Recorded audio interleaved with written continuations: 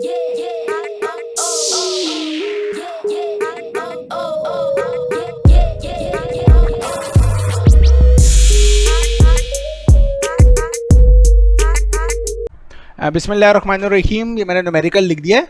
ये हमारे बुक का पेज 270 और न्यूमेरिकल है 17.10।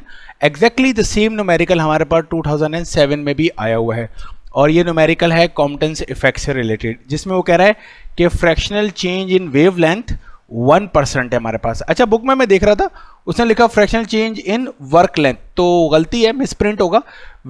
जो फ्रैक्शनल चेंज है वो वेव लेंथ है, वर्क लेंथ नहीं है, ठीक है। और कह रहा है जो फोटोन स्कैटर हो रहा है उसका जो एंगल है वो 120 डिग्री है। कह रहा है वो हमसे कि फाइंड करें वेवलेंथ ऑफ एक्सरे यूज, जो एक्सरे यूज हुई है उसकी वेवलेंथ फाइंड आउट करें। इसे हम कर लेते हैं, आसान न्यूमेरिकल है। सबसे पहले मैं एक चीज़ के ऊपर बात करना चाह रहा हूँ और वो है ये लफ्ज़ जिसे हम कहते हैं फ्रैक्शनल चेंज।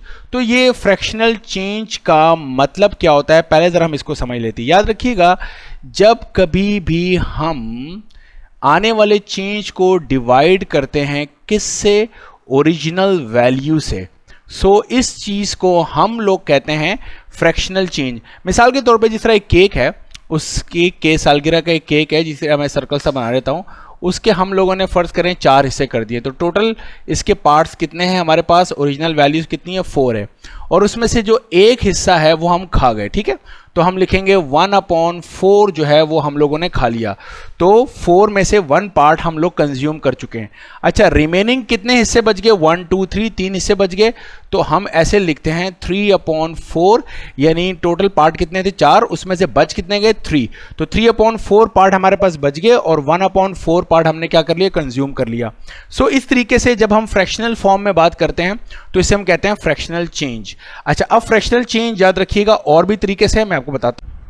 तो अब देखिए, अगर हमें कभी वो कहता है कि जी जिस तरह उसने यहां पर कहा फ्रैक्शनल चेंज किसका मालूम करना है, वेवलेंथ का, तो वेवलेंथ कितनी चेंज हुई है और उसको हमने डिवाइड करना है ओरिजिनल वैल्यू से, तो ओरिजिनल वेवलेंथ को हम क्या कह रहे हैं, लैम्डा। तो this is called fractional change in wavelength. समझ में आ रही बात की? तो फ्रैक्शनल चेंज का क्या मतलब हुआ, change in wavelength divided by the original wavelength. इसी तरीके से फर्स्ट ईयर में अगर आपको याद हो तो हम पढ़ते थे फ्रैक्शनल चेंज इन वॉल्यूम, जब हमने न्यूटन्स फॉर्मूला पढ़ा था। तो फ्रैक्शनल चेंज इन वॉल्यूम को कैसे लिखेंगे, याद रखिएगा, चेंज इन वॉल्यूम को डिवाइड कर दें ओरिजिनल वॉल्यूम से, तो इस चीज को हम लोग कहेंगे this is called fractional change in volume. मेरा ख्याल है आसान किस्म की बात है। इसी तरीके से अगर मैं कहता हूं कि चेंज इन लेंथ को मैं डिवाइड कर देता हूं ओरिजिनल लेंथ से, तो लेंथ के चेंज को ओरिजिनल लेंथ से हमने डिवाइड कर लिया, तो इसको हम क्या बोलेंगे, this is called fractional change in length. मेरा ख्याल है फ्रैक्शनल चेंज का जो लफ्ज है वो अब आसानी के साथ आपकी समझ में आ गया होगा कि फ्रैक्शनल चेंज का क्या मतलब होता है, ठीक है। ये फ्रैक्शनल चेंज यहां पर इस्तेमाल हो रहा है वेवलेंथ में। अब मैं इसके हिसाब से बात शुरू करता हूं। तो अभी हम लोगों ने देख लिया है कि जो फ्रैक्शनल चेंज इन वेवलेंथ है, इसका मतलब ये होता है फ्रैक्शनल चेंज का कि चेंज इन वेवलेंथ को डिवाइड करना है हमने किससे, ओरिजिनल वेवलेंथ से। डेल्टा लैम्डा अपॉन लैम्डा, ये उसने हमें कितना दिया हुआ है, 1% उसने दिया हुआ है। एंगल है 120 डिग्री और वो कह रहा है कि आप मालूम कीजिए वेवलेंथ। तो अगर हम कॉम्पटेंस के फॉर्मूले को याद करें, हमने डेरिवेशन भी की हुई है, तो हमें याद है कि चेंज इन वेवलेंथ का फॉर्मूला होता है हमारे पास H/m0c और पैरेंथेसिस में 1 - cos थीटा। ये जो थीटा है ये हमारे पास वही स्कैटरिंग एंगल है।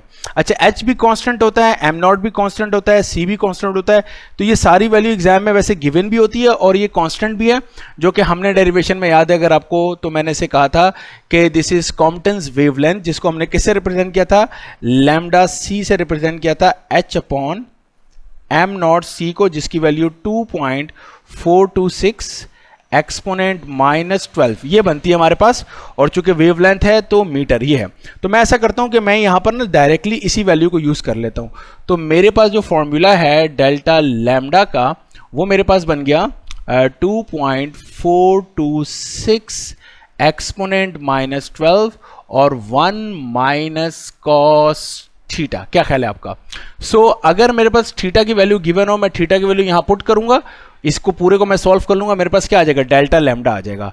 तो मैं डेल्टा लैम्डा की वैल्यू निकाल लेता हूँ कि डेल्टा लैम्डा बेसिकली क्या है। सो 2.426 एक्सपोनेंट -12 और 1 माइनस कॉस, साथ में एंगल लिखना है जो कि मुझे दिया 120 डिग्री। मेरा ख्याल है ये सारी वैल्यू सिर्फ कैलकुलेटर में पुट करनी है और यहां से आंसर आ जाएगा।